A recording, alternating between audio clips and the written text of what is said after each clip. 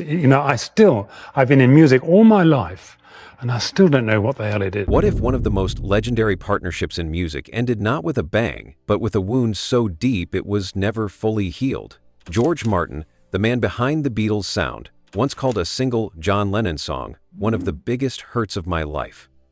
What made this track so painful? Was it the lyrics, the meaning behind them, or the fact that Martin was left out entirely? The story behind this song reveals a crack in their bond few ever saw coming. For someone who worked alongside the greatest band in history, George Martin rarely let emotion cloud his legacy. He was composed, brilliant, and endlessly patient, even when the Beatles pushed him to try things no producer had ever done before. But there was one song that touched something deeper in him, one track that even decades later, he couldn't talk about without a flicker of pain in his voice. That song was Strawberry Fields Forever. To most fans, it's a Beatles classic, a dreamy, surreal track that sounds like a blurry memory or a strange dream you can't quite explain. But for George Martin, it was more than a song. It was a creative challenge, an emotional puzzle, and ultimately, a decision he would come to regret for the rest of his career. It started in late 1966. The Beatles had just stopped touring and were finally free to explore the studio without worrying about how to reproduce their music live. That freedom gave them room to experiment. And no one embraced that freedom more than John Lennon.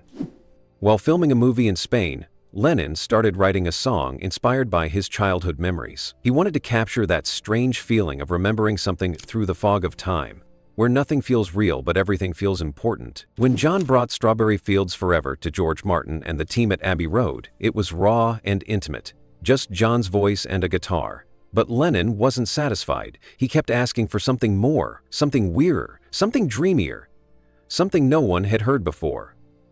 And Martin, ever the loyal producer, worked day after day to give John what he wanted. The problem was, Lennon kept changing his mind. One day he wanted it stripped down and simple. The next day he wanted it huge and orchestrated. Eventually they had two complete versions of the song, totally different in mood, arrangement, and even tempo. But John didn't want to choose between them. He asked George to somehow merge the two into one song. Technically, it should have been impossible. The versions were in different keys and speeds. But Martin, with help from the engineers, pulled off a miracle. He adjusted the tape speed on both recordings and stitched them together. The transition was seamless. The result was a haunting, otherworldly track unlike anything the Beatles, or any band, had made before. George Martin had helped Lennon bring his strange vision to life. But then came the decision that broke his heart. EMI wanted a strong single to keep fans excited. They pushed Martin to release Strawberry Fields Forever with Penny Lane as a double A side, and Martin agreed. At the time, it seemed like the right thing to do. But only weeks later, the band started recording Sgt. Pepper's Lonely Hearts Club Band, the album that would become their most legendary. Martin knew Strawberry Fields belonged on that album. It fit the tone, the theme, and the sonic world they were building. But now it was already out. It couldn't be reused. And for Martin, that decision haunted him. He later called it one of the biggest hurts of my life. Not because of sales or because the song didn't hit #1, but because he felt he had taken something perfect and placed it in the wrong chapter of the Beatles' story. He said it was like tearing the heart out of Sgt. Pepper before it was even born. It wasn't just about a song, it was about a missed moment in history. Even years later, when he looked back on his career with pride, Strawberry Fields Forever was the one moment that made him pause. It was a masterpiece, yes, but one that, to him, lived outside its rightful home, and that always hurt. John Lennon was never the kind of artist who wanted things to be easy.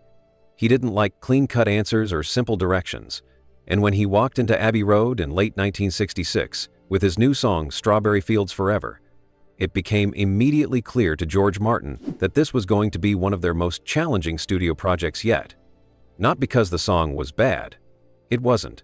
In fact, it was brilliant, but because Lennon's vision for it was complicated, always shifting, never quite satisfied. It all started when John came back from Spain. He had been filming How I Won the War, a strange anti-war film, and while on location, far from the noise of Beatlemania, he'd found a moment of peace.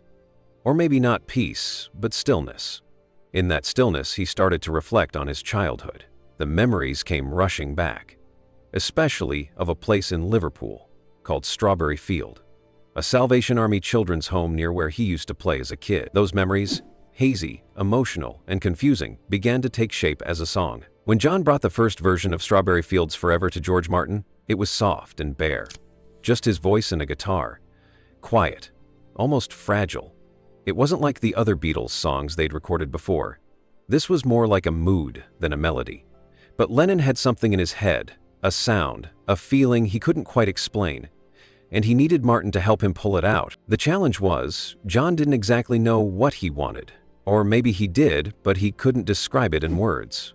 One day he'd say, "Strip it all down, keep it raw." The next, he'd demand lush orchestration, weird effects, reversed sounds, tape loops, or mellotron flutes.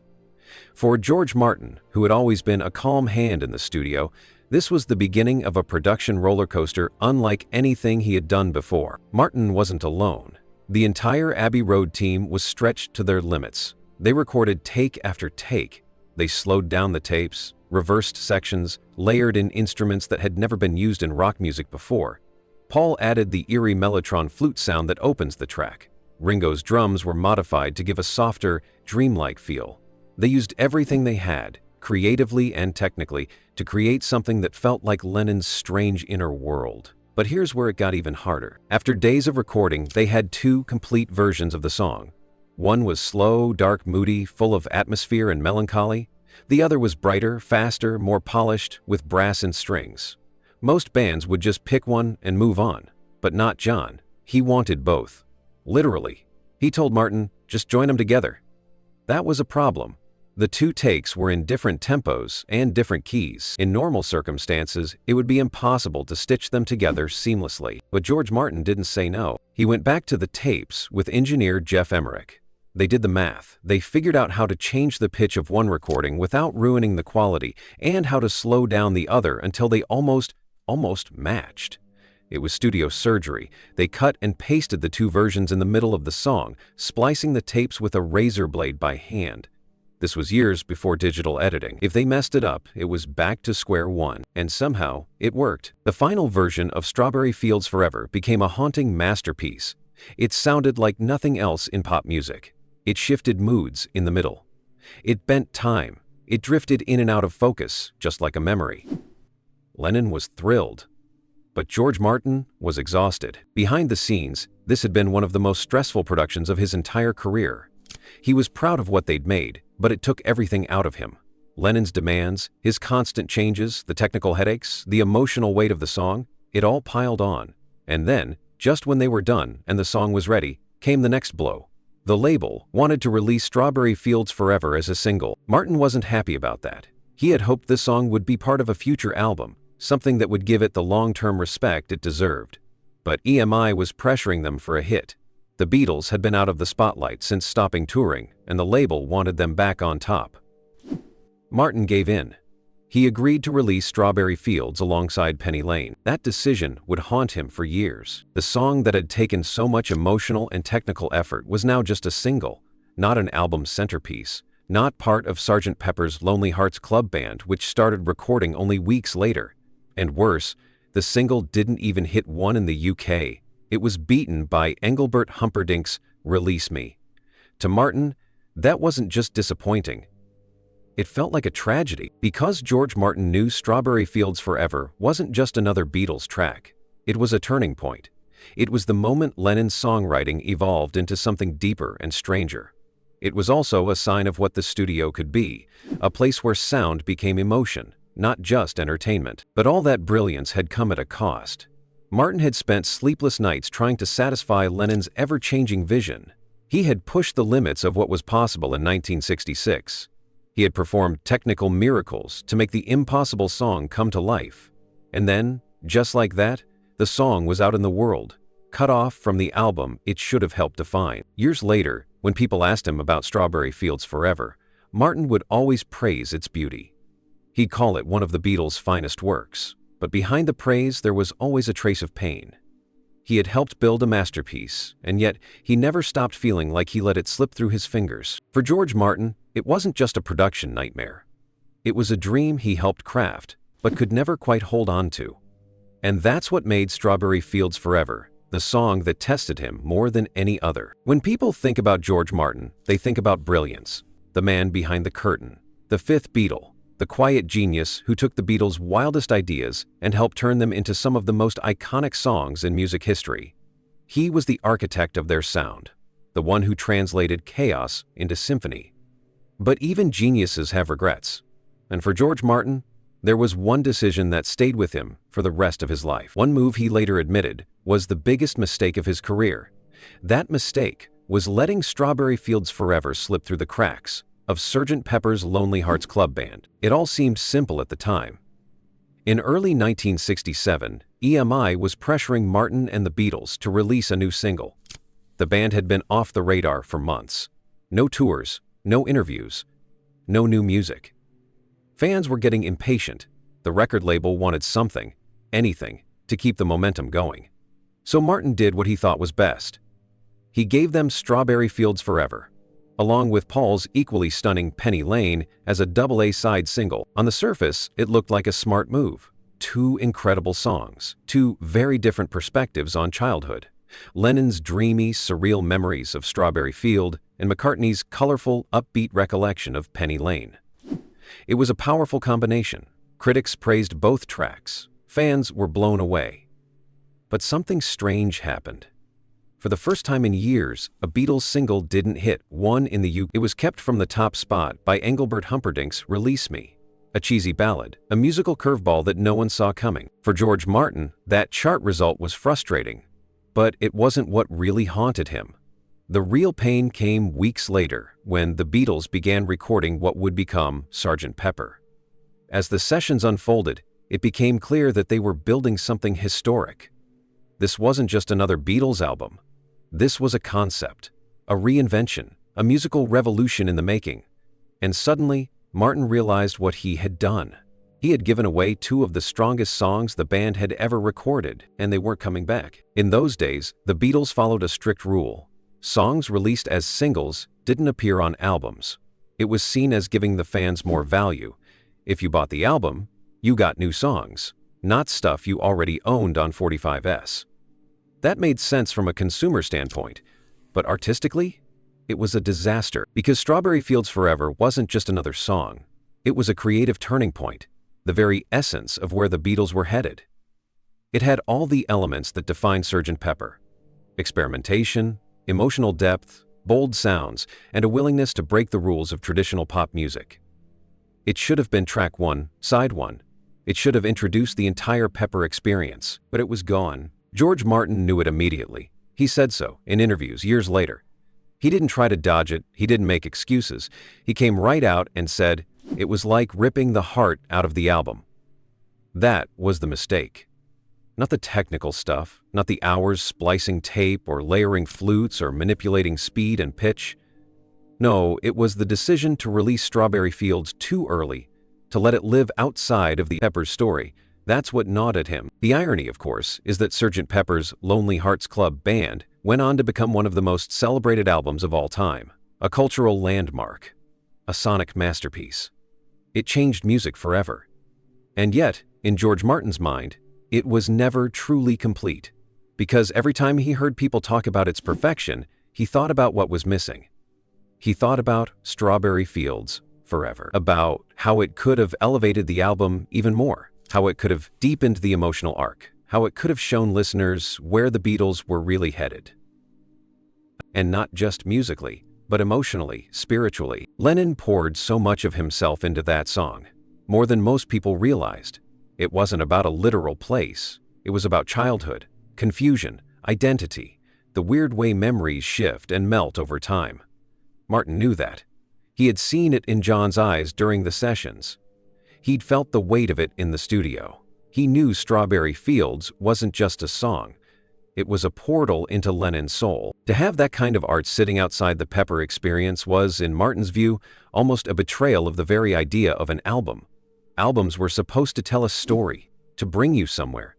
But how could Sartan fully do that without its most important chapter? Over the years, fans and critics came around. People began to see Strawberry Fields Forever for what it truly was, a masterpiece, a song that redefined the boundaries of rock. one of the first tracks to truly embrace the idea of the studio as an instrument. Some even argue that it was the real beginning of the psychedelic era. But none of that erased Martin's regret. It wasn't about credit. George Martin didn't care about praise. He had plenty of it. He wasn't looking for applause. He was looking for artistic wholeness. And that's what he felt he'd broken. A chance to tell a complete story, a moment where everything could have come together perfectly, but didn't. When asked about it later in life, Martin would often smile. He had fond memories of the Beatles, of course. He loved them, respected them, was endlessly proud of what they'd accomplished together. But whenever Strawberry Fields Forever came up, his voice would shift. There was always a softness, a sigh, a sentence that trailed off, because deep down, it still hurt. It was the song that pushed him to his limits, the one that tested his skills, challenged his ears, demanded everything he had as a producer and then some. And he delivered. He made the impossible work. But the price? Watching it float off into the world as a single, instead of anchoring the album it was born for. That was the mistake that haunted him. Not because people didn't love the song, they did. Not because the Beatles suffered, they didn't. But because, in that one moment, George Martin let go of something that could have made a masterpiece even greater. And, for a man who dedicated his life to making the best music possible, that was a hard thing to live with.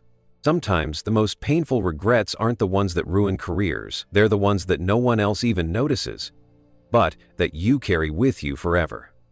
When you step back and look at the story of Strawberry Fields Forever and the decision to release it as a standalone single instead of putting it on Sgt. Pepper, you realize it wasn't just a creative choice or a scheduling issue. It was something bigger. It was a clash, a tug-of-war between two powerful forces that still fight today: art and industry. On one side, you had George Martin and the Beatles, artists at the top of their game, exploring sounds and ideas that no one had tried before. They weren't just making songs, they were building worlds, telling stories, breaking rules. Music wasn't just about verses and choruses anymore, it was about emotion, risk, and meaning. For them, Strawberry Fields Forever wasn't just another song. It was the gateway to an entirely new era of creativity. But on the other side, you had the record label, EMI, the company that paid the bills, printed the vinyl, and kept the charts moving. From their perspective, it didn't matter if Strawberry Fields was revolutionary. What mattered was that the Beatles hadn't released a single in months. The world was waiting, the hype was fading, and EMI needed something to sell, fast. So George Martin found himself stuck in the middle. He had one foot in each world. As a producer, he was deeply connected to the art. He loved the music. He understood what the Beatles were trying to do. But he was also part of the system, the guy who had to deliver results to the label. So when EMI pushed for a single, Martin gave them what they asked for. The decision haunted him for the rest of his life. And that's where this story becomes more than just a Beatles anecdote. Because this struggle between making art and meeting business demands is something every artist, in every generation, continues to face. The music industry today may look different on the surface. We've got streaming platforms instead of record stores, social media instead of print magazines. But the pressure? It's still there. Artists are still told to stay relevant, to keep posting, to drop singles often, to ride the algorithm. And just like in 1967, they sometimes have to make choices that sacrifice depth for attention. How many times have we seen albums delayed because labels wanted a hit first? How often are deeply personal songs shelved in favor of more marketable tracks? It happens all the time. Because the industry is always thinking in numbers, streams, views, followers, sales, and yet the songs that last, the ones people return to decades later, are almost always the ones born from real, honest creativity. Songs like Strawberry Fields Forever. What makes this example so powerful is that George Martin knew he was making something special. He knew how important that song could have been to the Sgt. Pepper album. But he also knew that saying no to EMI might have meant more pressure, more conflict, maybe even consequences for the Beatles' release schedule. So he chose the industry route and regretted it deeply. That regret is a warning to all artists. It reminds us that sometimes choosing the faster, safer option comes at a cost. Maybe not today, maybe not tomorrow, But years down the line, you might look back and wonder what could have been if you had just held firm to your vision. There's a deeper irony in all of this too. Sgt. Pepper's Lonely Hearts Club Band is considered one of the greatest albums of all time. It changed the way people thought about what an album could be. It influenced generations, but even within that masterpiece, there was a piece missing. A song that should have been at its heart. Why? Because the industry got in the way. It's a sobering truth. Even when you're working with the best band in the world, even when you're creating history, the push and pull between art and commerce doesn't stop. And sometimes even the smartest, most passionate people, like George Martin, end up making decisions they wish they had. That doesn't mean business is the enemy. The truth is, art needs support to reach people. It needs funding, promotion, distribution. Without industry, many great works would never see the light of day. But when industry starts driving the decisions, when the bottom line becomes more important than the creative vision, something gets lost. In the case of Strawberry Fields Forever, what was lost was a chance to complete a masterpiece, to make Sgt. Pepper even more unforgettable, to tie the whole thing together with a song that captured the heart of Lennon's transformation. And that loss still echoes today. Artists, producers, and creatives still find themselves asking, should I release what feels true or what will perform best? Should I wait for the right moment creatively or drop something now to stay visible? These aren't easy questions, but they are timeless ones. Maybe that's the lasting legacy of George Martin's regret. Maybe it's not just about one song or one album. Maybe it's a reminder, etched into music history, that standing up for your art isn't always easy, but it's almost always worth it. Because art isn't about hitting deadlines, it's about telling the truth. And when you have the chance to make something timeless, something that might outlive every chart and trend, you owe it to yourself and the world to protect it.